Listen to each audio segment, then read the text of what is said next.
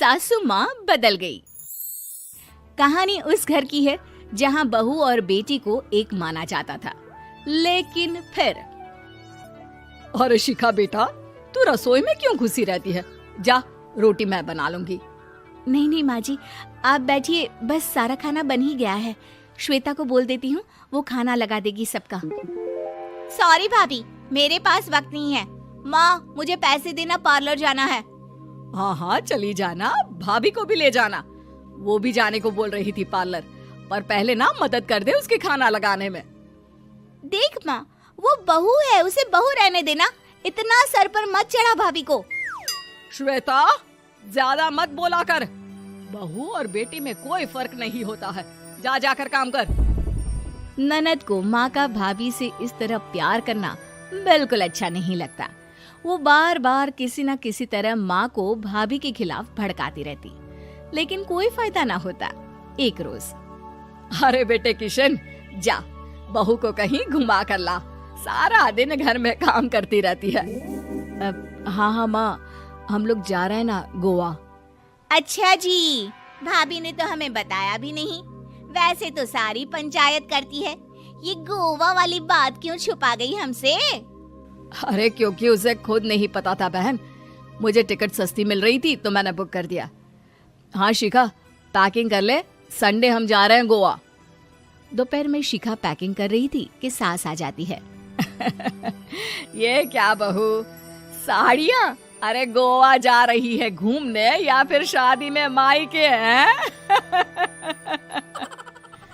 माँ जी, ऐसा कुछ है ही नहीं, समझ में नहीं आ रहा क्या रखूं कपड़े में। अरे तेरी और श्वेता की साइज तो एक ही है, उसके कुछ मॉडर्न कपड़े ले ले, आकर लौटा देना। हाँ माँ जी, ये ठीक रहेगा। शिखा श्वेता के पास जाती है और उससे कपड़े मांगती है। ना जी ना, मैं अपने कपड़े ना दूं, वैसे भी फैल जाएंगे मेरे कपड़े, बहुत महंगे वाले हैं। शिखा मुंह लटकाकर कमरे में आ जाती है तो सास कहती है, चल तैयार हो जा, तुझे मैं शॉपिंग करा कर लाती हूँ गोवा की। बस फिर क्या था, सास बहू निकल जाते हैं मार्केट और एक से बढ़कर एक ड्रेस खरीद कर घर आते हैं। पहले बता देती कि नए कपड़े दिलाने वाली है भाभी को, तो मैं अपने ही दे देती ना भाभी को, मुझे दिला देती नए कपड़े।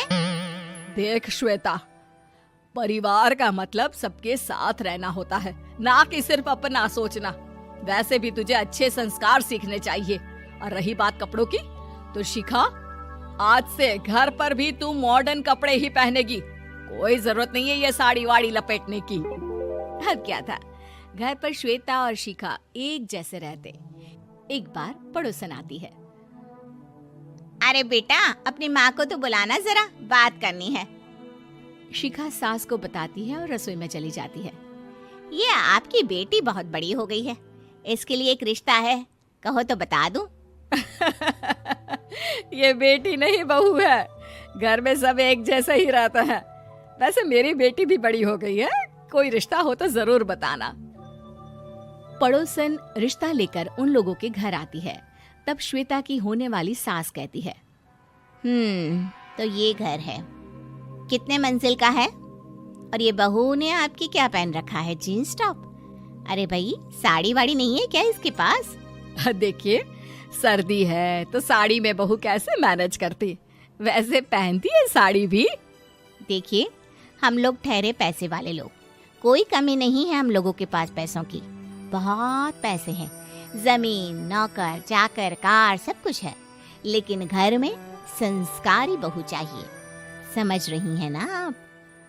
सास कुछ कहती कि श्वेता बोल पड़ती है, हाय रे, नौकर चाकर से लेकर जमीन, कार, पैसा, हाँ, मुझे रिश्ता मंजूर है मुझे। अरे रुक जा श्वेता, मैं बात कर रही हूँ ना। देखिए, हम लोगों के घर इतनी आजादी नहीं मिलेगी। अरे हाँ कर देना माँ, हाँ कर दे जल्दी से। सास क्या करती, बेटी की शादी ऐसे घर में कर देती है जहाँ ना उनके विचार मिलते हैं और ना ही आचार। शादी के बाद एक रोज फोन पर, श्वेता बेटा, एक बार घर आ जा, बहुत दिल करता है तुझे देखने का। माँ, वो घर पर बहुत काम होता है, कैसे आऊँ? बड़ा घर है, लेकिन आने जाने वालों की लाइन ही लगी रहती है। बेटा मैं तो जानती थी उस घर का हाल, लेकिन तू ही नहीं मान रही थी। माँ देख, हर घर का यही हाल है। तेरी बेटी को यहाँ घूंघट हटाने की परमिशन नहीं है और एक तरफ भाभी स्कर्ट पहनकर घूम रही है। बेटा मुझे क्या पता था कि मेरी बेटी को ससुराल के नाम पर पिंजरा मिल जाएगा। अच्छा माँ, फोन रखती हूँ, सास को गर्मा गर्म रोटी खिलानी है।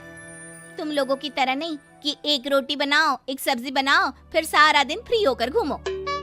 सास फोन तो रख देती है, लेकिन सोच में पड़ जाती है कि एक तरफ बेटी जिसे कोई आजादी नहीं, वहीं दूसरी तरफ बहू जिसे देखकर लगता ही नहीं कि उसकी शादी भी हुई है। अगले रोज। शिखा, अरे ओ शिखा। हाँ माँ, क्या हुआ?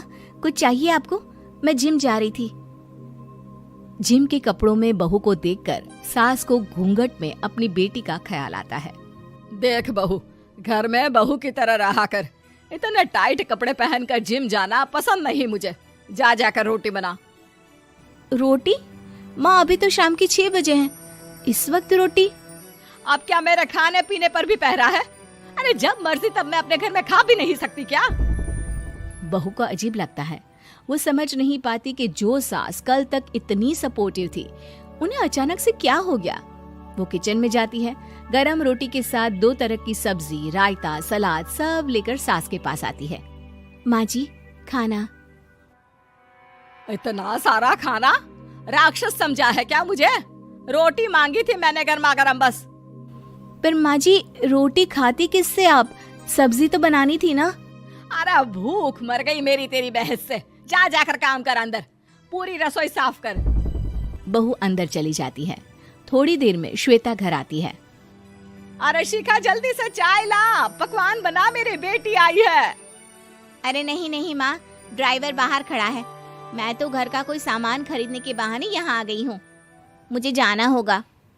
अरे बेटा, पर कितने दिनों बाद देख रही हूँ तुझे, रहने आ जाना 2-4 दिन के लिए। आ जाऊंगी माँ, जब मेरी सास मरेगी तब। मैं तो रोज मन्नत मानती हूँ कि मेरी सास मर जाए तो अच्छा है। अच्छा चल, जा रही हूँ माँ। हे भगवान, कैसे कैसे दिन देखने पड़ रहे हैं मेरी बेटी को। सास अंदर जाती है, जहाँ श्वेता की जिम वाली सहेली का फोन आया होता है। क्या बात है, आज जिम नहीं आई? अरे पता नहीं यार, आज माँ को क्या हो गया अचानक। पर खैर कोई नहीं, लगता नहीं कि मैं अब जिम आ पाऊंगी। शिखा स्पीकर पर बात कर रही थी, जिसे सास सुन रही थी। यार ये सास ना होती ही ऐसी है। मैं तो कहती हूँ बुढ़िया जल्दी मरे और तू आराम से जिए। शिखा को सहेली की बात पर गुस्सा आ जाता है। माँ के मरने की कौन सा बच्चा दुआ मांगता है मोहिनी? आगे से ऐसी बात मेरे सामने मत करना। हमारे घर की शोभा ही माँ है। क्या हुआ जो थोड़ी सख्ती दिखा रही है? उसमें भी कोई ना कोई उनकी भलाई ही होगी। मैं तो कहती हूँ भगवान मेरे जैसी सास सबको दे, जो सिर्फ माँ की तरह है। सास वाली तो कोई बात ही नहीं है उनमें। सास ये बात सुन रही थी। उनकी आंख में आंसू आ जाते हैं कि क्यों वो बेटी की किस्मत में बहू को भी भागीदार बना रही थी। शिखा, अरे ओ शिखा,